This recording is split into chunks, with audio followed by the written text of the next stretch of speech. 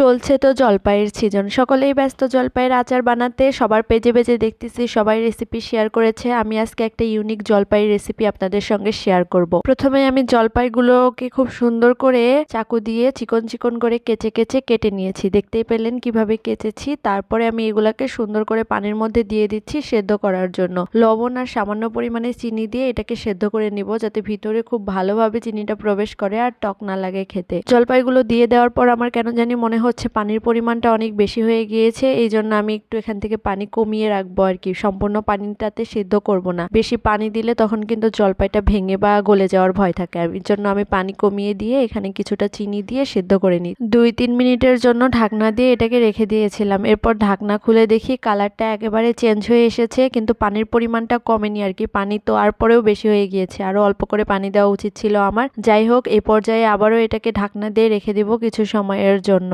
এখন কিন্তু অনেকটা ভালোভাবে সেদ্ধ হয়ে এসেছে, প্রায় 80% কুক হয়ে গিয়েছে। এখন আমি এখানে দিয়ে দিলাম আরো কিছুটা চিনি, যাতে একটু গায়ে গায়ে রস রস লেগে থাকে। এই জন্য আসলে বাসায় চিনি শেষ হয়ে গিয়েছে, আমি এই সময় এই রেসিপিটা তৈরি করতে এসেছি। এটা তো এখনই খাই আমরা শেষ করে ফেলবো, এই জন্য অল্প পরিমাণে দেখতে পাচ্ছেন আপনারা। সংরক্ষণ করিনি, আপনারা যদি সংরক্ষণ করতে চান সেক্ষেত্রে চিনির পরিমাণটা আরো কিন্তু বাড়িয়ে দিতে হবে। আর হ্যাঁ, মাঝে মাঝে একটু নেড়ে দিবেন আপনারা, কারণ হচ্ছে নিচে কিন্তু লেগে যাওয়ার ভয় থাকে। আর চিনিটা যদি নিচে লেগে পুড়ে যায় তাহলে একেবারে এটার কিন্তু টেস্টটা আর হচ্ছে স্ট্রাকচার সবকিছুই নষ্ট হয়ে যাবে। এই পর্যায়ে দিয়ে দিব হচ্ছে কিছুটা শুকনো মরিচের গুঁড়া। এই শুকনো মরিচগুলো ভেজে আমি গুঁড়ো করে নিয়েছি, সেগুলো দিয়ে দিচ্ছি। দিয়ে খুব ভালোভাবে নেড়ে চেড়ে নিব। নেড়ে চেড়ে এটাকে কিন্তু ঢাকনা দিয়ে আরো কিছুক্ষণ আমি রেখে দিয়েছিলাম, যাতে চিলি ফ্লেক্সের কালারটা খুব ভালোভাবে জলপাইয়ের মধ্যে প্রবেশ করে। আপনাদের কার কার পছন্দ জলপাই খেতে কমেন্ট করে জানাবেন। কিন্তু আমার তো টক জিনিস খেতে ভীষণ ভালো লাগে। প্রত্যেকটা মেয়ে বিশেষ করে টক জিনিস খুব পছন্দ করে। আমি কিন্তু প্রচুর টক খেতে পারি। দেখুন কত সুন্দর পানিটাও শুকিয়ে এসেছে এখন কিন্তু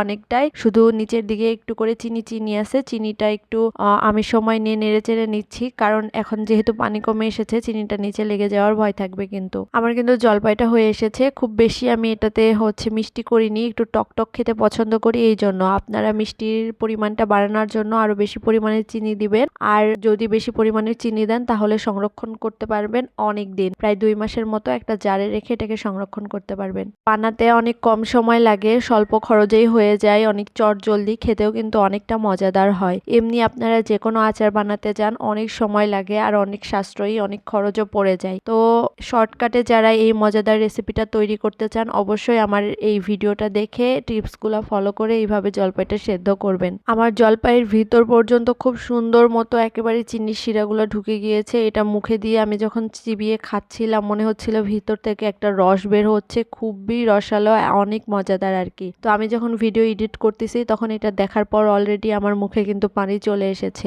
আপনাদের কেমন লাগলো আমার ভিডিওটা অবশ্যই জানাবেন, আর রেসিপিটা ট্রাই করতে ভুলবেন না। আপনাদের কাছে আমার একটা অনুরোধ রইল, প্লিজ আমার ভিডিওটাতে একটু লাইক কমেন্ট করবেন আর অবশ্যই শেয়ার করে দিবেন।